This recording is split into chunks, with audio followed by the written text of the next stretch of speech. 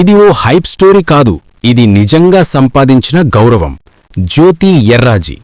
భారత అథ్లెటిక్స్లో ఇప్పుడు ఈ పేరు ఎవరికైనా తెలిసి ఉండాలి.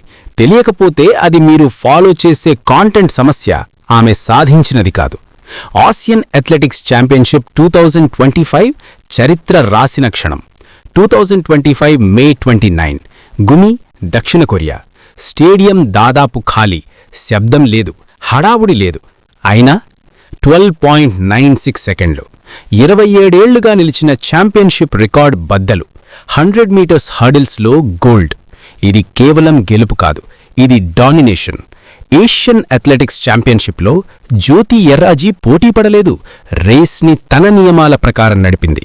sub-13 బ్యారియర్, మాటల్లో కాదు, ట్రాక్ మీద. భారత మహిళా అథ్లెటిక్స్లో sub-13 సెకండ్స్ అంటే టెక్నిక్ పర్ఫెక్ట్గా ఉండాలి. స్టార్ట్ నుండి ఫినిష్ వరకు ఒక్కడుగు తప్పకూడదు. ప్రెషర్ని భరించే మెంటల్ స్ట్రెంగ్త్ కావాలి. ఇదన్నీ జ్యోతి చేసింది, ఏ ప్రోమో లేకుండా, ఏ షో లేకుండా. విశాఖపట్నం నుంచి ఆసియా టాప్ వరకు సూటిగా చెప్పాలంటే కఠిన ప్రయాణం. విశాఖపట్నం లాంటి సాధారణ బ్యాక్గ్రౌండ్ నుంచి వచ్చి గాయాలు, టెక్నికల్ మార్పులు, ఫైనాన్స్ ఫెసిలిటీస్ లోపాలు, ఏళ్ల తరబడి కనిపించని శ్రమ, ఇవన్నీ దాటుకు నిలబడ్డమంటే టాలెంట్ మాత్రమే కాదు, క్రమశిక్షణ. ఇక్కడే చాలామంది డ్రాప్ అవుతారు, కానీ జ్యోతి మాత్రం ఆగలేదు. జెండా ఎగిరినప్పుడు వచ్చిన కన్నీళ్లు అవి బలహీనత కాదు. జాతీయ గీతం వింటూ ఆమె కన్నీళ్లు పెట్టుకుంది. అది ఎమోషన్ కాదు, అది ఒంటరిగా చేసిన ప్రాక్టీస్, ఎవరికీ కనిపించని త్యాగాలు, నువ్వు చెయ్యలేవు అన్న మాటలుకిచ్చిన సమాధానం. ఆ గోల్డ్ మెడల్ స్పీడ్ కోసం కాదు, ఓపిక కోసం.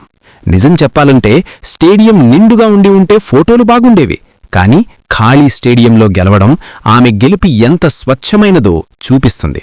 ఎలాంటి చప్పట్లు లేకుండా దేశ గర్వాన్ని మోసిన అథ్లెట్, అదే అసలు క్లాస్. ఈరోజు జ్యోతి ఎర్రాజీ ఆసియాలో బెస్ట్ హార్డ్లర్, భారత యువ అథ్లెట్లకు రియల్ ఇన్స్పిరేషన్. నిశ్శబ్దంగా కష్టపడితే చరిత్ర రాయొచ్చు అన్న మాటకు ఉదాహరణ. Empty stadium, no cheer, just one women carrying a nation's pride.